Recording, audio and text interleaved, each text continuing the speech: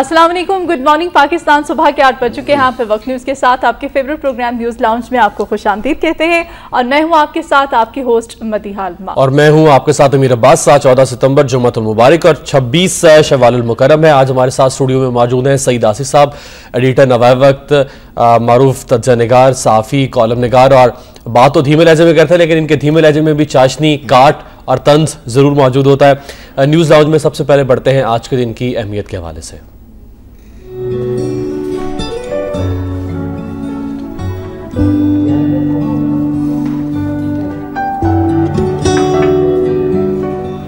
1999 समुद्री तूफान फ्लॉयड के बायस लाखों लोग अपने घरों को खाली करके बहराए ओकियानूस के पार मुंतकिल हो गए। अगले कई रोज में ताकतवर तूफान की वजह से न्यू इंग्लैंड में बहुत ज्यादा अमवात रिकॉर्ड किए गए। 1901 में न्यूयॉर्क में पैन अमरीकी नुमाइश में सदर विलियम मैकनली को एक अनाकिस ने गोली मारकर कातिल कर दिया।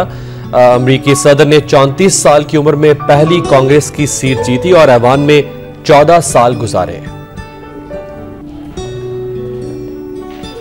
1968 Detroit Tigers pitcher Danny McLain season की 30वीं गेम जीतते हुए 1938 से मेजर लीग की पहली 30 गेम्स के फाते बन गए। मैकलिन ने 1968 में अमेरिकन लीग यंग अवार्ड जीता और 1969 में दोबारा फिर ये अवार्ड जीता। आप लाइव कॉल्स के जरिए से भी हमारे शो का हिस्सा बन सकते हैं। जैसा कि आप जानते हैं कि प्रोग्राम के फॉर्मेट के मुताबिक हम बात करते हैं नवाए वक्त की अहम तरीन खबरों पर, उन पर तबसरे और तज्ज़िये शामिल करने के लिए सईद आसिफ साहब हमारे साथ मौजूद हैं। बढ़ते हैं न्यूज़ लाउंज में नवाए वक्त टुडे की जानिब।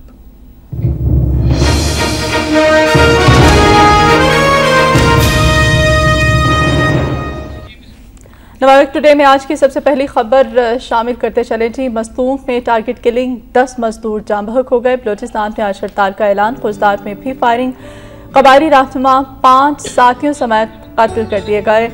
दश्त में पहाड़ों से आने वाले अफराद ने कोयटा कराची हाईवे की तामीर में मसरूफ मजदूरों से पहले नकदी और मोबाइल छीने, फिर गोलियां मार दी। हड़ताल की कॉल पश्तूनख्वा मिली अवामी पार्टी ने दी। लेवीज इंतजामी की मामूल की कार्रवाई, लवाहिकीन का शदीद एहतजाज, लेबर फेडरेशन का मुजाहरा, सईद कलंदरानी और साथी जिरगे से वापस आते हुए मारे गए।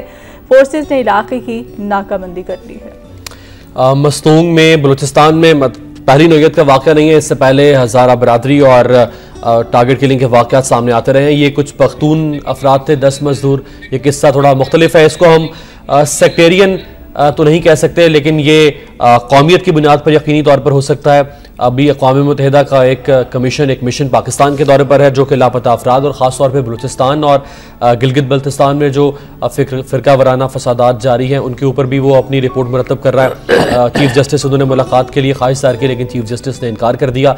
इस पर भी एक तवील बहस जारी है कि इस कमीशन को क्यों बुलाया गया, किसने बुलाया और किन मकासद के तहत बुलाया गया है। और अब ये वाक़या जो मदिया है, हो सकता है शायद कोई पैगाम देने की कोशिश की जा रही हो उस कमीशन को। इसी बारे में बात करते हैं सईद आसिफ साहब से। सईद साहब, बलूचिस्तान, मस्तूंग, कोयटा, खुजदार, यहाँ पे लाशें गिरना कोई मामूल की बात बनकर रह चुकी है। जैसा कि लेवीज और इंतजामिया की जो कार्रवाई है वो भी अब मामूल का हिस्सा बन चुकी है। जो कमीशन पाकिस्तान आया हुआ है, क्या उसको कोई पैगाम दिया जा रहा है? देखिए मेरी सब बात तो बिल्कुल आप जिस एप्रीहेंशन का आपने इजहार किया है, पैगाम देने वाली बात है, वो मुझे बिल्कुल 100% दुरुस्त नज़र आती है।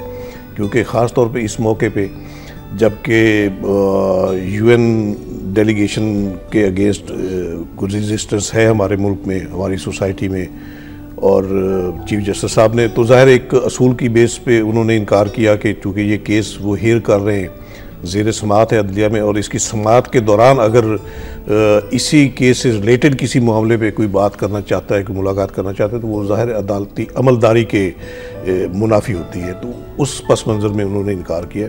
लेकिन बात यह है कि क्यों ज़रूरत महसूस होती है। अब देखिए ये बात तो तयशुदा है, हिना रुबानी खुद एडमिट कर चुकी है कि हमने खुद बुलाया, हुकूमत पाकिस्तान ने खुद बुलाया। क्यों ज़रूरत पेश आई? जब यानी कि इंटेरोगेशन हो रही है, आपकी एजेंसियाँ इंटेरोगेट कर रही हैं, सुप्रीम कोर्ट में ये मामला चल रहा है, वहाँ तफसीलात पेश की जा रही हैं लापता अफराद के बारे में, और ये भी कहा जा रहा है कि ये तो बहुत यानी कि पुराने केसेस हैं 80 से 90 तक के, और बेशतर सेटल हो चुके हैं, और अभी तक कोई यानी कि ज़्यादा तादाद नहीं। सुप्रीम कोर्ट को तो यही कन्वे किया जाता है ना कि कोई लापता अफराद की ज़्यादा तादाद नहीं है, और जो है वो कहते हैं कि वो जो टेररिस्ट एक्टिविटीज़ में जो है मुल्क दुश्मन जो कार्रवाइयों में मुलव्वस है। तो अगर यही सूरत हाल है तो फिर क्यों ज़रूरत महसूस हुई यूएन डेलीगेशन को यहाँ बुलाने की? ये एक बाकायदा एक प्लानिंग है यहाँ मुल्क में इंतशार पैदा करने की, और उसी हिकमत अमली के तहत में भी ये मस्तूम का वाक़या उस यूएन डेलीगेशन की अहमियत को उजागर करने के लिए कराया गया हो। तो इसमें ये कड़ियाँ तो मिलती हैं, लेकिन मैं बात करूँगा एक इज्तिमाई जो एक हमारे मुल्क में, मैं तो कहता हूँ कि पता नहीं कोई आसेब का साया है इस मुल्क पे, जिस तरह यानी कि इंसानी हुर्मत की बेकदरी हो रही है, जो इंसानियत का जो दर्द है वो इस मुआशरे से बिल्कुल मफकूद हो रहा है जी। और यानी कि इंसान की ज़िंदगी की तो कोई कदर, कोई अहमियत, कोई वक़्त नहीं रही इस वक्त। जो पूरे मुल्क में आप देखिए जिस तरह अफरा तफरी है, और ये कितनी बदकिस्मती की बात है। आप देखिए यानी 3 दिन पहले जो कराची में साने और जो लाहौर में हुआ, जिस तरह यानी कि इंसानियत भस्म हुई, आग के शोलों की नजर हुई, लेकिन बेहिसी हमारी देखिए कि उसी दिन यानी कि लोगों के जनाजे उठ रहे हैं घरों से, उसी दिन कराची में टारगेट किलिंग में 11 अफराद कत्ल हुए। तो ये पता नहीं ये क्या, ये हमारे शऊर की बात है, वजदान का मामला है। इतनी बेहिसी जिस सोसाइटी में हो जाए उसकी सर्वाइवल बहुत मुश्किल होती है। तो इसमें जाहिर है कोताहियां हैं हमारे हुक्मरानों की, डेफिनेट कोताहियां हैं। दूसरी जानिब नए बल्दियाती ऑर्डिनेंस के हवाले से जो हड़ताल की कॉल की गई थी, बजाय कि कुछ सोच बनाया जाता, हड़ताल को कैंसिल कर दिया जाता। वो हड़ताल भी हुई, जाहिर है वो हड़ताल जी, वो हड़ताल भी हुई। हालांकि यौम सोग बनाना चाहिए। MQM ने अगरचे ऐलान भी किया कि 3 दिन का हमने सोग बनाना है, ठीक है ना, लेकिन कोई ऐसी सोग वाली फिजा नज़र नहीं आती पूरे मुल्क में। आज मैं तो दरख्वास्त करूँगा, आज जुम्मतुल मुबारक है, हमने कल अपील भी की थी हमारे इदारे का कि यौम सोग के तौर पे जुमे को मनाए और इज्तिमाई तौबा की जाए, अपने गुनाहों से माफ़ी मांगे, अल्लाह के हुजूर गिड़गिड़ा के माफ़ी मांगे, क्योंकि हमारे ये कर्मों का फल है। जो कुछ हमारे साथ हो रहा है ये गैर मामूली वाक़यात हैं, और इससे ज़ाहिर एक अजाब की कैफियत है। तो वैसे तो ये कहा जाता है कि यानी कि इंसान वही पाता है जो सोचता है, जो करता है। तो अल्लाह से इस तरह उम्मीद नहीं रखनी चाहिए, लेकिन हम तो ज़ाहिर एक बतौर मुसलमान हमारा अकीदा है कि जो मिलना है अल्लाह के हुजूर से मिलना है, जो पाना है वहीं से पाना है हमने। तो इसलिए अगर कोई अजाब कुदरती आफात की सूरत में है या अमरीकी जंग की सूरत में, हम तो इसको भी अजाब ही समझते हैं। तो इसको टालने के लिए, इससे निजात के लिए हमें खुदा के बिल्कुल हम खुदा के हुजूर हमें दुआ करनी चाहिए। मैं एक सवाल यहाँ पे आपसे पूछना चाहूंगी कि बात हो रही है यूएन डेलीगेशन के हवाले से। ड्रोन हमले जब किए जाते हैं, जब ड्रोन अटैक्स किए जाते हैं, उसमें जो बेगुनाह लोगों का कत्लेआम किया जा रहा है, उनकी जानों के साथ खेला जा रहा है, उस वक्त कोई डेलीगेशन जो है वो क्यों नहीं बुलाया जाता? आप कह रहे हैं कि डेलीगेशन की जरूरत महसूस हुई या फिर जरूरत हुई ना हुई? मैं नहीं कह रहा, मैं तो बात कर रहा हूँ, मैं हुक्मरानों की, मैं तो यही तो मैं बात कर रहा हूँ कि इस वक्त क्यों जरूरत महसूस हुई। वही अगर हुक्मरानों ने उनको इजाजत किसी ने दी तो वो इस तरह से अगर जरूरत भी थी इसको बुलाने की तो सबसे पहले तो उस पर बुलाया जाना चाहिए। ड्रोन अटैक्स किए जाते हैं और बेगुनाह लोगों को मारा जाता है, उस वक्त कोई यूएन डेलीगेशन क्यों नहीं बुलाया जाता? यही तो हमारा कंसर्न है, ये पूरी कौम का तजस्सुस है, तशवीश है पूरी कौम की। सरापा सवाल है अपने हुक्मरानों से कि आप एक तरफ हम अपने आप को सॉवरन स्टेट कहते हैं, खुद मुख्तार मुल्क है, बड़ी फख्र का इजहार करते हैं, एक एटमी ताकत है हम, और जब ड्रोन अटैक्स होते हैं तो हम भीगी बिल्ली बने बैठे होते हैं, कुछ कर नहीं पाते। हमारी असम्बली जो है मुतफिका करारदादें मंजूर करती है, एहतजाज होते हैं, सड़कों पे एहतजाज होते हैं, लेकिन वो अमेरिका किसी को खातर में नहीं लाता। क्यों खातर में नहीं लाता? उसे पता है कि इस मुल्क के हुक्मरानों को हमने अपने उसके मुफादात के साथ बांध के रखा हुआ है, उन्होंने कहीं हमसे निकल के नहीं जाना, हमारा शिकंजे से बाहर नहीं निकल सकता। और आसिफ साहब, बर्मा के अंदर इतने मुसलमान मारे जाते हैं कि दफन के लिए जमीन बाकी नहीं रहती, वहां कमीशन नहीं जाता। कश्मीर फलस्तीन में कमीशन नहीं जाता है। सही बात।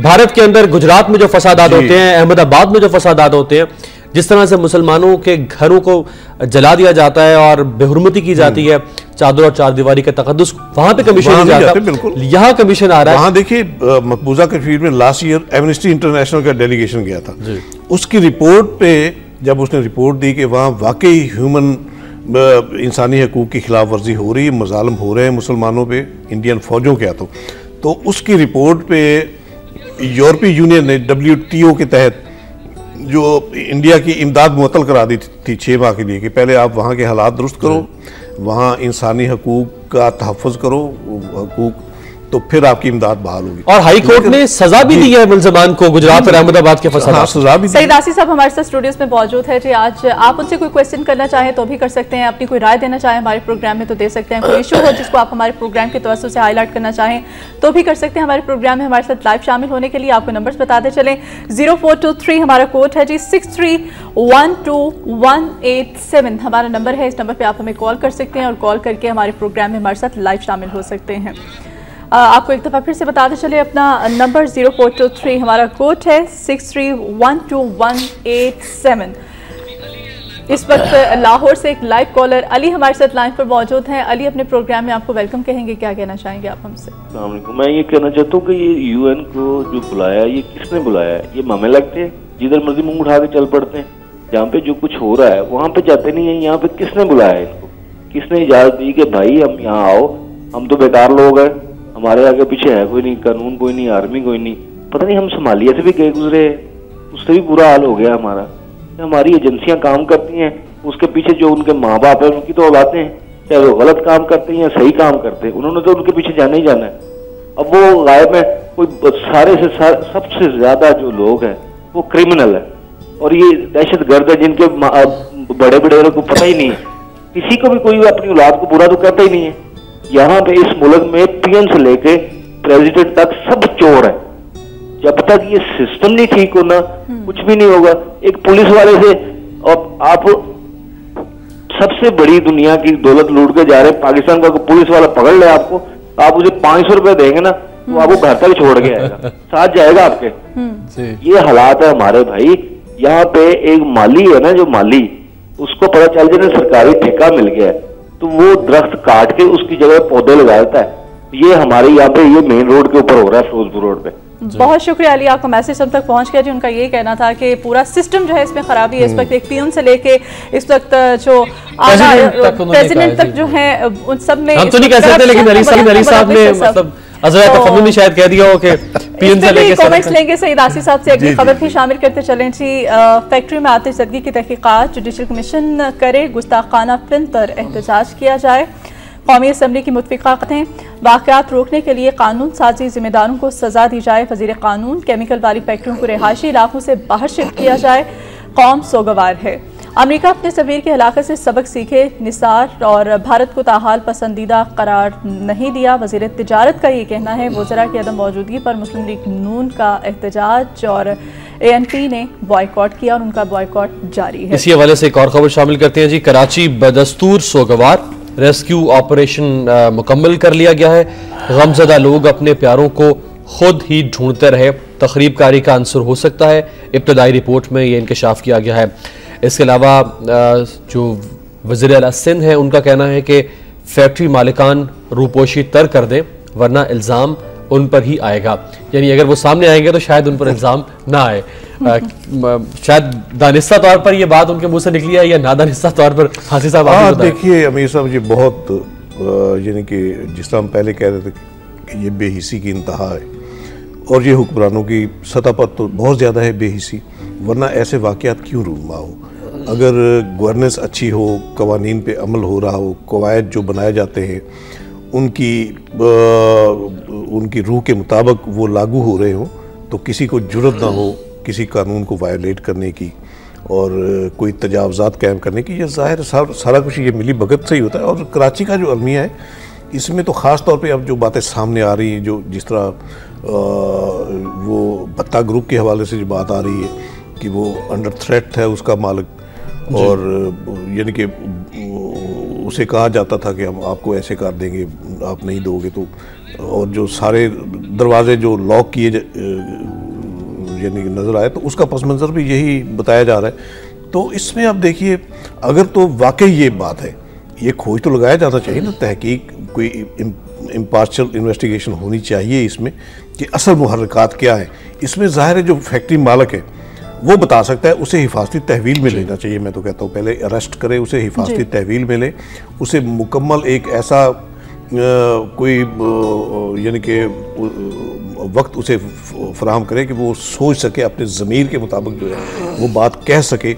अगर कोई ज़मीर उसके बोझ है, और यकीनन है कुछ उसके हवाले से कुछ बातें आई भी हैं, वो अपने यानी कि कल ही उसका कुछ स्टेटमेंट मैं देख रहा था कि मैं कॉम्पनसेट भी करूंगा, और जी उसने कहा है, ठीक है ना। तो मैं तो कहता हूँ कि उसको हिफाजती तहवील में लेके अगर उससे पूछा जाए ना, तो वो शायद कुछ पस मंजर सामने आ जाएगा।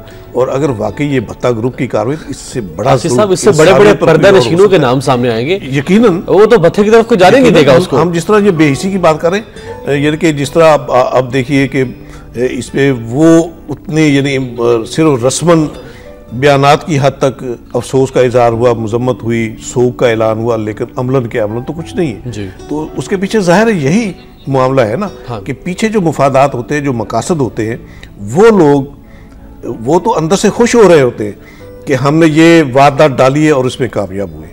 तो मेरा ख्याल है ये ख़ास तौर पे सिंध में जो हालात हैं, वहाँ 3 जमातों की 4 जमातों की हुक्मरानी, और अब उसमें से 3 जमातें तो निकल गई हैं, अब MQM और पीपल्स पार्टी ही वहाँ शरीक इक़्तिदार है। तो इनको देखना चाहिए कि ये सिर्फ अपने मुफादात के लिए तो आप इकट्ठे हो जाते हैं, नाराज़गियाँ दूर करने के लिए लंदन तक आप चले जाते हैं, इस्लामाबाद आ जाते हैं। हाँ, लेकिन जब मरते हुए अवाम की ज़िंदगियाँ बचाने की बात होती है, तो फिर आपका ना एका होता है, ना इत्तेहाद होता है, ना यकजहती कहीं नज़र आती है। तो ये लम्हा फ़िक्र है हमारे लिए।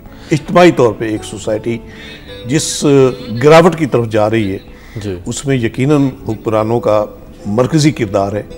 तो अगर कोई तब्दीली की बात, जिस तरह ये लाहौर से अली साहब कॉल करके कह रहे थे पूरे सिस्टम के हवाले से, तो यकीनन अब ये सोच है पूरी सोसाइटी में, पूरे मुआशरे में, इंसानों में ये सोच है कि अगर ये सिस्टम गुड्स डिलीवर नहीं कर रहा, आम आदमी की जान माल के तहफ़्फ़ुज़ की ज़मानत फराहम नहीं कर रहा, जो आइन में शामिल है, जो हुक्मरानों की जिम्मेदारी, तो फिर इस सिस्टम की चादर क्यों लपेटे रखें। मैं इसी के साथ एक खबर शामिल करके और एक लाइव कॉलर है उनको भी लेते हैं। जो बात आसिफ साहब ने की है, नवाज शरीफ साहब का बयान सामने आया कि जी हालात ऐसे ही रहे तो मुल्क नाकाम रियासत बन जाएगा, तब्दीली लाना होगी। काफ लीग के अहमद रजा मानेका मुस्लिम लीग नून में शामिल। नवाज शरीफ का बंद रोड का दौरा, आज वो कराची भी जाएंगे। करप्शन बढ़ रही है, फैक्ट्री एक्ट पर अमल होना चाहिए, हादसात से बचाव के लिए कानून पर अमल नहीं हो रहा। नवाज शरीफ साहब ने भी वही बात कही है जो कि जिसकी तरफ आसिफ साहब इशारा कर रहे थे। एक लाइव कॉलर है मदिया हमारे साथ। जी हाँ, लाहौर से सज्जाद हमारे साथ लाइन पर मौजूद है। सज्जाद, क्या कहना चाहेंगे आप उनसे? हाँ जी, मैं ये कहना चाह रहा था कि 2-3 बातें करूंगा। एक तो UN आया है, इसको तो जाहिर हुकूमत ने ही लाई है, लेकिन लाई किसके लिए, ये लम्हा फिक्रिया और ये सवाल है कि UN वाले आए और किन के लिए आए, किन की इंक्वायरी खुलेगी, किन की जांच पड़ताल होगी। एक तो ये जरा देखने वाली बात है। दूसरा, ये जो कल परसों जो हादसा हुआ, ये उसी तारीख को हुआ है जिस तारीख को 9/11 का वाकया अमेरिका में हुआ था। और इससे कथा नजर देखे, जो हुआ वो तो हुआ, लेकिन ये करने वाले जो लोग हैं, ये वो मकामी लोग यकीनन हैं, और उसमें जो इसका जो फैक्ट्री का जो मालिक है उसको भी आप जुम्मेदारी नहीं करार दे सकते। इसके अलावा ये भी कहा जा रहा है कि दूसरी जो फैक्ट्री है, मैं समझता हूँ कि हजारों फैक्ट्रियां हैं पाकिस्तान में कि जिनकी जांच पड़ताल होनी चाहिए, लेकिन सवाल ये पैदा होता है कि जांच पड़ताल करे कौन। ये राशि महकमे में जो हरामखोर मुलाजमीन है और सरकारी अफसर हैं और ऊपर तक जो ग्रेड इनके बने हुए हैं, अगर इनकी जिम्मेदारी डाली जाएगी तो ये तो पैसे लेके और मुकमका करके, और ये पहले भी इन्होंने ये काम किया और आइंदा भी करेंगे। लोगों की जानों से खेलना तो इनके लिए ऐसे ही जैसे कोई क्रिकेट खेल रहा है, फुटबॉल खेल रहा है, हॉकी खेल रहा है, अपने में शौक के इन्होंने पाले हुए हैं। लोगों को मुख्तलिफ तरीकों से ये मार रहे हैं और उनको बर्बाद कर रहे हैं। जैसे मुख्तलिफ खेलों में लोग अपने अपने खेल में, अपने अपने फन में माहिर होते हैं। और दूसरी बात यह है कि ये जो दो मुल्लाओं में कहते हैं मुर्गी हराम होती है, तो सिंध में तो 4-5 मुल्लाएं, सियासी पार्टियां, जिनमें सिंध कैसे या पंजाब या पाकिस्तान कैसे क्या हलाल हो सकता है। ये बहुत तकलीफ दे अमल है और इसके लिए यकीनन निज़ाम बदलने की जरूरत है। और निज़ाम बदलने के लिए सबसे पहले सरकारी मशीनरी जो आती है, जो सरकारी मुलाजम है, इनका किबला दुरुस्त करने की जरूरत है। जब तक ये लोग आपके नहीं काबू में आएंगे तब तक निज़ाम। बहुत शुक्रिया सज्जाद, कॉल कर रहे थे लाहौर से। एक और कॉलर है जी, नईम साहब हमारे साथ है। नईम साहब, कहाँ से कॉल कर रहे हैं और क्या कहेंगे आप? मेरे भाई तनवीर बोल रहा हूँ फैसलाबाद से। जी तनवीर, पिछले 15 मिनट से मैं लाइन पर हूँ। माजूद खाएं चूंकि कॉल्स काफी ज्यादा थी, आप फरमाइए। मीर भाई, ये बदकिस्मत कौम के नहल हुक्मरान, जैसे ये आपके मेहमान बता रहे थे कि इस मुल्क में इंसानी जान की कोई कीमत नहीं, ये बात तो ठीक है। अच्छा, 18 करोड़ रुपए का सिंध कराची में सामान पड़ा है आग बुझाने के लिए, किसी ने हाथ तक नहीं लगाया, क्योंकि उसमें कुछ हुक्मरान का बेटा ही नहीं था फैक्ट्री में, इसलिए उसकी जरूरत नहीं महसूस हुई। मीर भाई, आप मुझे ये बता सकते हैं अपने मेहमान से पूछकर, जिस घर में जवान बेटे की लाश मिल ना रही हो, मेहमान बैठे हो, दिन रात आहोजारी हो रही हो, उस घर का एक एक मिनट कितनी तकलीफ में गुजरता है, आप बता सकते हैं मुझे मेहमान से पूछकर? वो क्या कैफियत होगी? मेहमान घर में बैठे हैं, उनका 3 टाइम का खाना, दिन रात आहो पकार, और ये हुक्मरान ऑर्डिनेंस पर बैठे हुए हैं, 10 मिनट निकालते हैं, तस्वीरें बनाते हैं, शम्मे जलाते हैं, शम्मे जलाकर वापस चले जाते हैं। शम्मे जलाने से कोई सालिस हो आप किसी का जवान बेटा वापस आ जाएगा? ये 3 लाख रुपया कब मिलना है जब 20 वाकयात और गुजर जाने इस मुल्क में? आए दिन तो कोई ना कोई वाकया होता है। कोयटा में इतने लाख, पंजाब में शराब से इतने लाख, ड्रोन हमले में इतने लाख, गिलगित में बसों से तारकर इतने लाख। फिर ये ना कहें अच्छा ये हुक्मरान हमें दलाल भी ऐसे कहते हैं, जैसे इसी तरह दलाल तो अबू जाल भी दिया करता था। वो ही बात, बदकिस्मत कौम, नहल हुक्मरान, किस तरफ जाए? मियां भाई कोई हल बता दे खुदा की कसम। मैं तो कहता हूँ मुझे वीजा दे दें, बांग्लादेश का दे दें, इथोपिया का दे दें, मैं तो अपने बाल बच्चों को लेकर यहाँ से निकल जाऊँ। बहुत शुक्रिया तनवीर। इस वक्त इन्होंने तनवीर साहब ने जो बात की, लोगों के एक और लाइव कॉलर है, उनको भी शामिल करते चले। मिसेस जावेद है इस्लामाबाद से हमारे साथ लाइन पर मौजूद है। मिसेस जावेद, आप क्या कहना चाहेंगी हमसे? अस्सलाम वालेकुम। वालेकुम अस्सलाम। मैं ये कहना चाहूंगी, देखें जी, ठीक है हमारे मुल्क के हालात खराब हैं, सब हो गए, ऊपर बैठे हुए हैं, इसका ये मतलब नहीं होता कि अपने मुल्क छोड़ के बंदा बाहर भाग जाए। इसका इलाज यही है कि इलेक्शन के दिनों में अवाम खुद ना बिके और वोट सही बंदे को दें, और इसका हल यही है। सिर्फ ये आपके शोर करने या इस तरह करने से आपका ख्याल है कि हुक्मरान एक तरफ हो जाएंगे। इनका जो इलाज यही है कि अवाम खुद ना बिके और सही बंदे को वोट। Thank you. बहुत शुक्रिया। मिसेस तारिक कॉल करी थी, तनवीर साहब सेंटिमेंटल जो मैं बात करना चाहता हूँ, यानी कि अलमियों पर अलमिये जन्म लेते हैं। अब इसके भी देखे ना कई पहलू हैं। 2 सानेहात हुए लाहौर और कराची में, ये अपनी जगह अलमिया, लोगों के घर लाशें आई, जख्मी लोग हुए, वो भी जाहिर है जिनके लोग जख्मी हैं वो ख़ानदान भी पूरी ज़िंदगी के लिए मोहताज होकर रह जाते हैं। इसमें दूसरा अलमिया आप देखिए, ये हमारी सोसाइटी का एक आप कह लें कि इज्तिमाई अलमिया है कि बेरोज़गारी का जो आलम है। अब यानी कि दूसरे हवाले से भी बेचारे इन फैक्ट्रियों में काम करते थे, उन्हें तो नहीं पता कि ये लीगल कारोबार है, इलीगल कारोबार है, उन्हें तो रोज़गार मिला हुआ है। ये फैक्ट्रियां बंद होने से उनका रोज़गार भी ख़त्म हुआ।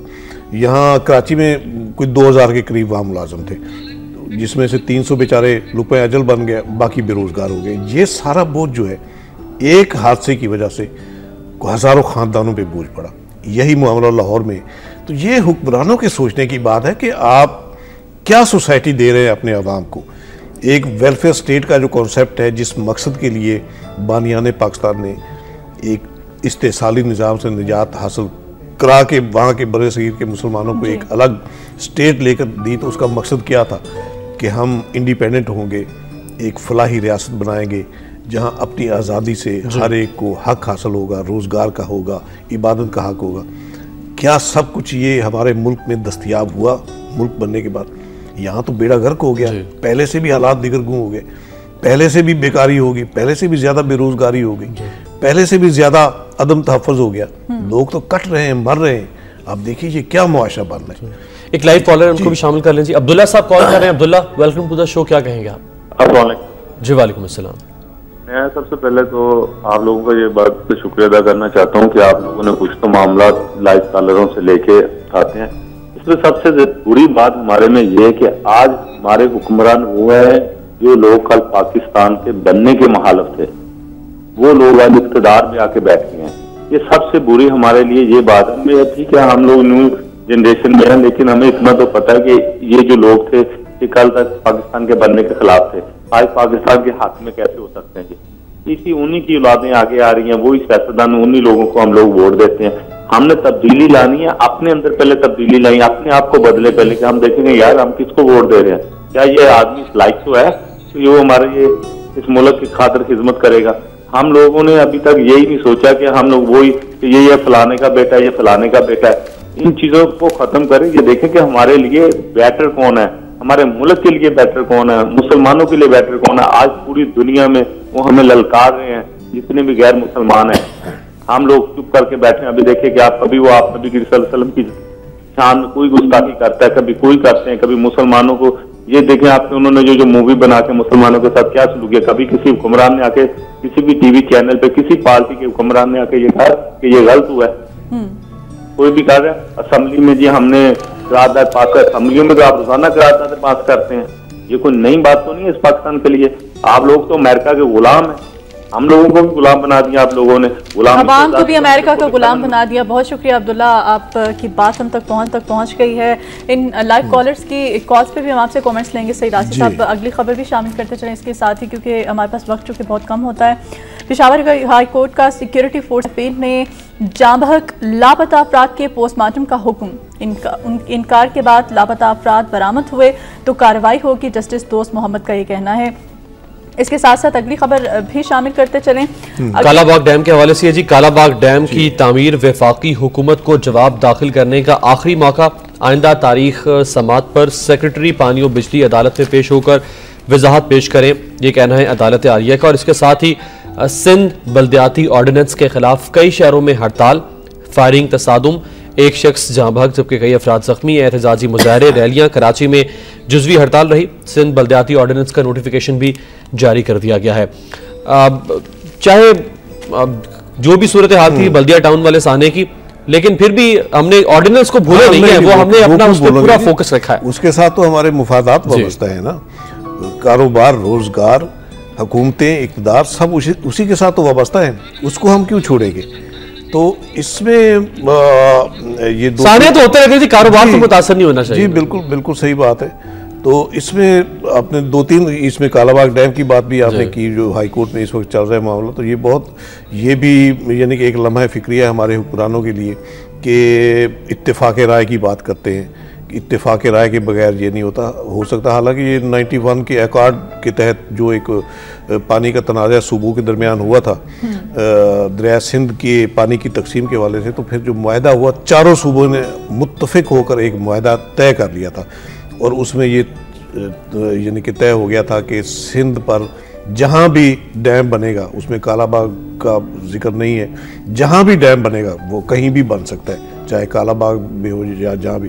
तो उसमें यह था कि जितना पानी जिसके हिस्से में आता है वो इफेक्ट नहीं होगा। तो आपने तय तो ये पहले ही कर लिया हुआ, अब कौन सा इत्तेफाक राय आपने करना है कालाबाग डैम की तामीर के लिए? अगर आप ये यानी कि ये हकीकत खुल के सामने आ रही है अगर कि कालाबाग डैम मुल्क की मईशत की तरक्की का ज़ामन मंसूबा है, तो इससे इनकार क्यों है? जो इसके मुखालफ हैं फिर आप उनका खोज लगाइए, वो सामने आ रहे, सारे खुल के सामने आ रहे कि क्यों मुखालफत हो रही है इसकी। ज़ाहिर है जिस तरह यानी कि इंडिया ने हमारे पानी कश्मीर की तरह हमारे पानी पर भी कब्ज़ा किया जिस तरह इंडिया ने, तो उसके अपने मुफादात हैं। वो तो हमें यानी कि कभी एक एक बूंद को तरसा के मारेगा, कभी वाफर पानी छोड़ के मारेगा हमें, उसके तो अज़ाइम ये हैं। तो ये कालाबाग डैम इंडिया समझता है कि अगर ये बन गया तो मंसूबे की राह में रुकावट होगा, क्योंकि अगर वो पानी ज़्यादा छोड़ेगा तो कालाबाग डैम मौजूद होगा, तो इसके पॉन्ड्स में पानी जमा हो जाएगा, आगे प्रेशर कम हो जाएगा, इतनी शिद्दत नहीं होगी सैलाब की। तो इसी तरह अगर कालाबाग डैम मौजूद होगा तो इंडिया का जो दूसरा मंसूबा है हमें भूखा प्यासा मारने का, वो भी पाया तकमील को नहीं पहुंचेगा कि पानी हमारे पास रिजर्व है, वहाँ से हम। तो ये जिन हुक्मरानों को इतनी मोहब्बत है भारतीय मफादात से, ये वहाँ क्यों नहीं शिफ्ट हो जाते हैं? वहाँ पे इलेक्शन लड़े और भारत के वज़ीर आज़म बने, सदर बने, मनमोहन सिंह की पार्टी में शामिल हो जाए। जी बिल्कुल सही। इसमें अब ज़्यादा बात की जाए तो फिर बात बहुत आगे निकल जाती है। तो अभी हमारे कॉलर ने ये कहा कि जो पाकिस्तान के मुखालिफ थे वो आज इक़्तिदार में हैं। हाँ, एक हमारे लाइव कॉलर ने बात की। तो इसमें भी देखिए यकीनन जब तहरीक पाकिस्तान के वक्त मुखालफत कुछ दीनी तंजीमों की तरफ से भी हुई, कुछ और लोग भी थे, लेकिन उसमें आप देखिए जिन्होंने एक असूल की बुनियाद पे मुखालफत की वो एक और बात थी। वो शायद ये समझते थे कि ये इस्लाम को महदूद करना चाहते हैं एक यानी एक खित्ते में ला के। हालांकि इस्लाम तो आफाकी जो हमारा एक तस्वर है। लेकिन जब पाकिस्तान बन गया तो उनमें से कई लोग उन्होंने कहा कि अब एक हकीकत वजूद में आ गई तो हमारी अब इख्तलाफ नहीं है। लेकिन कुछ अनासर ऐसे थे जो शुरू दिन से मुखालिफ थे और आज तक मुखालिफ थे। उनकी एक बाकायदा एक परागंदगी है जहन की, एक एजेंडा है, यानी कि आप कह लें कि वो हिंदू बनिए के एजेंट आप उनको कह लें, उनके परवरदा कह लें आप उनको, उनकी जहन में जो कीड़ा जो खन्नास है वो बदस्तूर मौजूद है और वो यकीनन एक हिस्सा उसका आज भी बरसर इक़्तिदार है। तो हमें उनसे यकीनन निजात हासिल करने के लिए ये अवाम की अब जिम्मेदारी है, अवाम की जिम्मेदारी है कि मुल्क के फायदे में कौन से हुक्मरान हो सकते हैं जिनको इलेक्ट करके। इस वक्त जी कराची से एक लाइव कॉलर हैं ख्वाजा अंजुम हमारे साथ लाइन पे मौजूद हैं। ख्वाजा अंजुम अपने प्रोग्राम में आपको वेलकम कहेंगे, क्या कहना चाहेंगे आप? अस्सलाम वालेकुम जी। वालेकुम अस्सलाम। मैं ये कहूँगा कि आज आप मीडिया के बारे में मैंने कुछ कहना है। सच और वक्त और एक दो टीवी चैनल्स को निकालकर हकीकत जो होती है वो बहुत तल्ख होती है और उस तलखी में भी मतलब है कि एक पैगाम होता है। मैं ये कहता हूँ कि आसिफ साहब को पता होगा कि एक मंजर है कि बाप बहन बेटी बहू एक कमरे के अंदर टीवी चैनल्स देखते थे जहां पर फातिमा सुरैया बदिया हसीना मोइन और अतर शाह खान लिखते थे। एक वक्त वो था, उसके बाद फिर मंजर तब्दील हो जाता है, आप आजाद हो जाते हैं और जो सोनिया गांधी है वो कह रही होती है कि हमें पाकिस्तान के खिलाफ फौज रखने की जरूरत नहीं है, हमने इसे इस हद तक सकाफती हद तबाह कर देना है कि यहाँ पर मोहम्मद शाह रंगीले पैदा होंगे, कोई टीपू की सोच वाला पैदा। साहब सोनिया गांधी ने कहा था कि हम तो जंग जीत चुके हैं, सकाफत की जंग, जिस तरह से उन्होंने सकाफती यलगार की थी हमारे ऊपर, वो तो यलगार कामयाब हो गई है उनकी। सुने, और उसके बाद एक बहुत बड़ा टीवी चैनल जिसे पाकिस्तान ने इज्जत दी, वकार दिया, उसने अमन आशा की बात की और वहां पर रक्स और सरूद की महफिलें की, एक पूरा चैनल उसने नाक चौड़काने के लिए रखा। मैं पूछता हूं क्या इंसान की लॉजिक में ये है कयामत से रोज़े अज़ल से लेकर कयामत तक किसी की बेटी किसी की बहू की रेप हो और वहां पर उसके बच्चे मार दिए जाएं, वो उसके साथ रक्स और सरूद की महफिलें करे, तिजारत करे? नहीं। फिर आपके टीवी चैनल्स ने एक दिन ज़ारा अकबर के साथ दिखाया। मुझे बताइए वो डांसर जो थी क्या कौम की खिदमत हुई? आपने पूरे बाजार हुस्न को सेक्स वर्कर्स के नाम से टीवी के अंदर मुतारिफ कराया। मुझे बताइए कौम की इसके बारे में क्या खिदमत हुई कोई? आपने हमारे मोअज़्ज़िज़ जजों को अपने टीवी चैनल्स पर बेइज्जत कराया। आप बताएं इसके लिए कौम को कौन सी खिदमत आपने की है? जिस तरह आप कहीं जाते हैं, थिएटर देखते हैं और वहां के मजाक जो लोग वहां पर मजाक करते हैं हंसते हुए बाहर आते हैं, आपने उन सियासी लीडरों को बुलाया अपने टीवी चैनल्स पर। मैं सवाल करता हूं, आज आपको कालाबाग डैम की जरूरत है, आप मुझे एक बात का जवाब दें, क्या इस पर सैर हासिल गुफ्तगू हुई है? आपकी निजाम तालीम तबाह है, क्या इसके लिए आपके अंदर सैर हासिल टीवी चैनल पे गुफ्तगू हुई है? आपके अंदर राजेश खन्ना मर जाता है, आपका टीवी चैनल में सिर्फ मातम भी जाती है। हो सकता है आपने चैलम भी किया हो, लेकिन और बर्मा के मुसलमानों पर आपने कितनी बात की? ख्वाजा अंजुम साहब, हमने तो बर्मा के मुसलमानों के हवाले से बाकायदा प्रोग्राम्स किए हैं, बाकायदा अपने हर प्रोग्राम में भी थोड़ी देर पहले हम बात कर रहे थे। पहले दिन बात की, वक्त को छोड़ दें। मैं आम टीवी चैनल्स की बात कर रहा हूँ। वक्त को आप छोड़ दें, सच को छोड़ दें, दो टीवी चैनल्स को और को छोड़ दें। भाई साहब, आपने जो चार्जशीट पेश की है वो काफी हद तक दुरुस्त है, उसमें वजन है बिल्कुल, हम तो उसको तहे दिल से कबूल करते हैं, गो कि वो हम पर इतनी लागू नहीं होती है, बाकी और जो दर्जनों चैनल्स उन पर ज्यादा लागू होती है। हमने तो कालाबाग डैम की भी बात की है अभी, और यही सवाल मैं उठाता हूँ आसिफ साहब के सामने भी। नहीं, मैं जो कहना चाहता हूं वो स्लो पॉइजन के जरिए आपने पूरी कौम को सरतान में मुब्तला कर दिया है। आपने मोहम्मद शाह रंगीले पैदा कर रहे हैं। एक टहनी होती है जिसे आप बचपन में जिस तरह मोड़ेंगे, जब वो तनावर दरख्त बनेगी तो वो उसी हिसाब से बनेगी। जी बहुत शुक्रिया खालिद साहब, क्योंकि वक्त बहुत कम है इसलिए आपको ड्रॉप करना पड़ा। वो बिल्कुल खालिद साहब ठीक कह रहे हैं कि ये स्लो पॉइजनिंग के जरिए से जो हमारी नई पौध है, जब उसके अंदर आप भारतीय सकाफत की अलगार और बेरा रवि और नफ्सा नफ्सी को फैलाएंगे मीडिया के जरिए से, तो जब वो तनावर दरख्त बने तो वो किस तरह से निजाम चलाएगी? इसमें तो कोई दो राय नहीं, कोई शक नहीं इसमें कि जो हमारे दुश्मन का जो एजेंडा है सकाफती जलगार करके हमें, यानी कि वो उसमें रक्स व सरूद में डबोने का जो एजेंडा वो पाया तकमील को पहुंचाने में कामयाब हो रहा है, और उसमें आलाकार जो है वो हमारे हुक्मरान आलाकार दिया गया जो हम ठीक है ना। तो अब सोचने की बात यह है ये बात बिल्कुल बजाय इनकी हमारे मोहतरम कॉलर की, जिस तरह इन्होंने टीवी चैनल्स के हवाले से, हमारी फिल्मों के हवाले से जो इन्होंने बात की है, तो बात तो जाहिर है एक मादर पिदर आज़ाद मुआशरा जो है वो तश्कील देने की एक तगो-दो है। उसमें आलाकार बन रहे हैं हमारे मीडिया के कुछ हल्के, कुछ अनासर, कुछ चैनल जो है वो आलाकार दानिशगी या नादानिशगी में बन रहे हैं। तो इसमें अब चेक किसने रखना है? चेक तो जाहिर है हुकूमत ने रखना है ना। पैमरा एक इदारा मौजूद है, उसके अपने रूल्स एंड रेगुलेशन मौजूद है। सुप्रीम कोर्ट में इसी हवाले से वो चेयरमैन पैमरा की तलबी भी हुई, जिसके बाद उन्हें हार्ट अटैक भी हो गया था, आपने सुना होगा। तो ये जाहिर है ये जो कवानीन है इनका जो फंदा जो है, जो गिरफ्त है कवानीन की, वो तो जाहिर जो एक स्टेट मशीनरी है उसने ही करनी है ना। अगर वही गिरफ्त नहीं करती, वही चाहते हैं कि मादर पिदर आज़ाद मुआशरा जो है उसकी तश्कील में ये अपना किरदार अदा करते रहे, तो ये जाहिर है कुछ लोगों ने जो बतौर बिजनेस इस प्रोफेशन में आते हैं, तो फिर वो बिजनेस जो है कमर्शियल जब काम उसकी कोई हदूद नहीं होती, उसकी कोई इखलाकियात नहीं होती। और आज सब जिस तरह उन्होंने बड़ी खूबसूरत बात की कि एक दौर था जब फातिमा सुरैया बजिया लिखती थी, जब बानो अशफाक अहमद लिखते थे, तो किस तरह से कौम की तरबियत होती थी और एक दौर था, क्या खूबसूरत तहरीर थी वो। यानी कि मैं यहाँ एक बात करता हूँ कि हमारा एक माहनामा है उर्दू डाइजेस्ट, उसके बारे में यानी कि एक है कि वो पाकीज़गी का जो एक अंसर है मुआशरे में, उसको प्रिवेल करने में उसका बड़ा अहम किरदार है। तो ये अज़राह तफन्नुन, मैंने मसलन एक लड़की एक लड़के से कहती है कि मैं आपसे इश्क करती हूँ, बिल्कुल उर्दू डाइजेस्ट वाला। तो ये एक सोसाइटी जो है ना, ये उसमें अदब अदाब रख रखाव जो है, तकरीबी इंसानियत जो है वो उसमें, लेकिन आज तो वो बिल्कुल खत्म हो गया। एक लाइव कॉलर है जी, मुस्तफा कॉल कर रहे हैं शायद लाहौर से। Mustafa, welcome to the show, क्या कहेंगे आप? आसिफ साहब को मेरा सलाम अर्ज करिए। जी वालेकुम अस्सलाम। और बात ये, बिजली तो आ नहीं रही, इसलिए आपको मैं देखने से महरूम हूँ।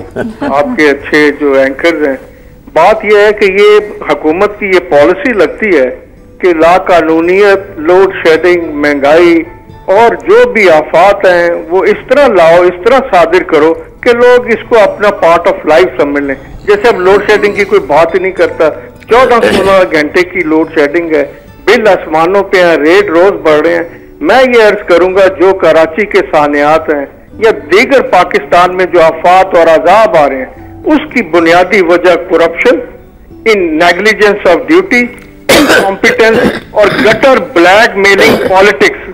गटर ब्लैकमेलिंग पॉलिटिक्स, इत्तेहादी टोले की एक दूसरे को खुश करने के लिए अपनी कुर्सी मजबूत और दौलतें खरबों की इकट्ठी करने के लिए इल गॉटन, ये सब कुछ इन्होंने ड्रामा रचाया हुआ है। मैं आज जुडिशरी को, लाहौर हाई कोर्ट को फिर से याद दिलाना चाहता हूं कि आज 14 सितंबर है और सदर मोहतरम ने अपनी एक ड्यूल फंक्शन जो है आज छोड़ दी है। अगर वो नहीं छोड़ेंगे तो ये जुडिशरी की जिम्मेदारी है मुल्क को बचाना। अगर ये ना फीचर होता पाकिस्तान की जमहूरियत में कि सदर मोहतरम 2 ओहदे रखते, तो पाकिस्तान हजारों अजाबों, हजारों आफतों से बचा रहता। दिन रात की जो ये मैनिपुलेटिव पॉलिटिक्स है, इससे बचा रहता। ना इमरान खान को ये सियासत में एक कन्फ्रंटेशनल पॉलिटिक्स करनी पड़ती, ना मफामती सियासत होती। मुस्तफा साहब, आपको हमें ये रोकना पड़ा है। आप अपने नाज़रीन को एफिडेन कोटा स्कैंडल के हवाले से ताजा तरीन अपडेट देते चले कि अली मूसा गिलानी, वज़ीर आज़म, साबिक वज़ीर आज़म के साहबजादे अली मूसा गिलानी को सुप्रीम कोर्ट की इमारत से गिरफ्तार कर लिया गया है। उनको सुप्रीम कोर्ट के गेट से गिरफ्तार किया गया है जी। अब तक की एक अहम खबर एफिड्रेन केस के हवाले से हम आपको देते चले। अली मूसा गिलानी, साबिक वज़ीर आज़म यूसुफ रज़ा गिलानी के साहबजादे, जिनको कि आज गिरफ्तार कर लिया गया है। और आपको बताते चले कि सुप्रीम कोर्ट के गेट पर उन्हें गिरफ्तार किया गया। एफिडेन कोटा स्कैंडल, जिसके अंदर कुछ ममनुआ अद्वियात की खरीदो फरोख्त और उसका जायद कोटा लेने के हवाले से स्कैंडल जारी था, जिसमें नाम सामने आ रहा था 2 मरकजी किरदारों का। दोनों पीपल्स पार्टी के रहनुमा, एक वजीर आजम बनना चाहते थे और एक साबिक वजीर आजम के साहबजादे अली मूसा गिलानी, जिनको अभी गिरफ्तार कर लिया गया, जिसके बारे में हम आपको अपडेट दे रहे हैं। और दूसरी शख्सियत आम पीपल्स पार्टी के रहनुमा, जिनका ताल्लुक जनूबी पंजाब से है, मखदूम शहाबुद्दीन, जिनका नाम सामने आया था वजीर आजम गिलानी के बाद वजारत उज़्मा का कलमदान संभालने के लिए। मखदूम शहाबुद्दीन की भी जमानत अबूरी तौर पर मंजूर हुई है। देखते हैं कि उनका मुस्तकबिल क्या होगा, लेकिन अली मूसा गिलानी का मुस्तकबिल तो हमारे सामने आ चुका है कि उन्हें गिरफ्तार कर लिया गया है। और उनको गाड़ी में बिठाकर इस वक्त वहां से ले जाया जा चुका है। अली मूसा गिलानी, साबिक वजीर आजम सैयद यूसुफ रजा गिलानी के साहबजादे अली मूसा गिलानी को इस सुप्रीम कोर्ट के गेट से गिरफ्तार कर लिया। और आपको यह भी बताते चले कि जिस वक्त अली मूसा गिलानी को गिरफ्तार किया जाने लगा तो उस वक्त एंटी नारकोटिक्स फोर्स के एहलकारों अली मूसा गिलानी और उनके साथियों, उनके हामियों के दरमियान हाथापाई की सूरत हाल भी सामने आई। यकीनी तौर पर अली मूसा गिलानी गिरफ्तार नहीं होना चाहते थे, उन्होंने कोशिश की होगी कि वो वहां से भागने में कामयाब हो सके, लेकिन एएनएफ के एहलकारों ने अली मूसा गिलानी को उनकी गाड़ी में से खींचकर बाहर निकाला और उन्हें हथकड़ियां लगाकर अब ले जाया जा चुका है। इस हवाले से मजीद तफसीलात लेते हैं, हमारे नुमाइंदे माजिद जलाल हमारे साथ लाइन पर मौजूद है। माजिद जलाल, बताइएगा, अली मूसा गिलानी को आज सुप्रीम कोर्ट के गेट से गिरफ्तार किया गया है, क्या मनाजिर देखे आपने उस वक्त? जी बिल्कुल, आज मूसा गिलानी की जानिब से उनकी दरख्वास्त जमानत की समाअत है और इस सिलसिले में मूसा गिलानी जो है वो सुप्रीम कोर्ट में 9 बजे से कबल जो है वो दाखिल होना चाहते थे ताकि वो कमरा अदालत में पहुंच जाए और वहां से उनकी गिरफ्तारी जो थी वो मुमकिन ना होती। फिर तो ऐसी सूरत में आज एएनएफ की जानिब से पहले से ही ये इंतजाम किए गए और वहां पर उनके सिक्योरिटी एहलकार और मुतलका जो अफसरान थे वो पहुंच गए थे और उनकी जानिब से जैसे ही अली मूसा गिलानी सुप्रीम कोर्ट के बाहर पहुंचे तो उनको वहां से फौरन अरेस्ट कर लिया गया है, क्योंकि इस वक्त मूसा गिलानी और मखदूम शहाबुद्दीन दोनों लाहौर हाई कोर्ट के रावलपिंडी डिवीजन बेंच से जब उनकी जमानत खारिज हो चुकी थी तो इसके बाद वो अब अपनी हिरासत लेने के बजाय रुपोश हो गए थे और उस वक्त से लेकर अब तक एएनएफ की जानिब से उनकी तलाश की जा रही थी, मुख्तलिफ जगहों पर छापे मारे जा रहे थे, लेकिन मूसा गिलानी, मखदूम शहाबुद्दीन जो पुलिस एएनएफ के एहलकार है उनके हाथ नहीं लगे थे और इस तरह वो मुसलसल रुपोश रहने में कामयाब रहे थे।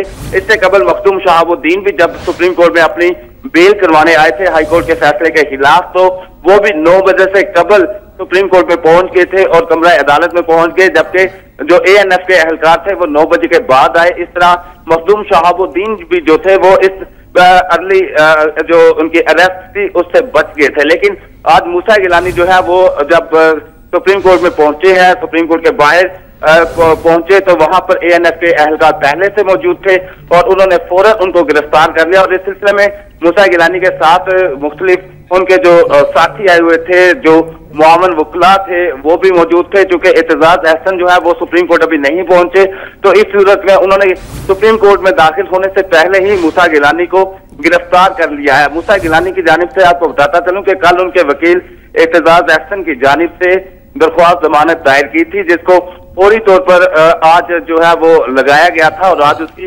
समाअत होना थी, लेकिन समाअत जो है वो 9:30 बजे सुप्रीम कोर्ट में होती है और उससे कबल मूसा गिलानी की ये कोशिश थी कि वो किसी तरह एएनएफ के एहलकारों के पहुंचने से पहले सुप्रीम कोर्ट पहुंच जाए और वो कमरा अदालत में चले। लेकिन माजिद उनकी जो ये कोशिश थी उनकी चाल कामयाब नहीं हो सकी और एएनएफ ने चाल पे चाल चल दी, उन्होंने गिरफ्तार कर लिया। थोड़े मनाजर जो थे वहां पे उनकी थोड़ी मैं चाहूंगा कि आप मंजर कशी करें, किस तरह से हाथापाई हुई, कितने एहलकार थे एएनएफ के, किस तरह से गाड़ी से बाहर निकाला गया, कौन से जुमले थे जिनका तबादला हुआ, क्या मुकालमा हुआ वहां पर, वो मंजर क्या था?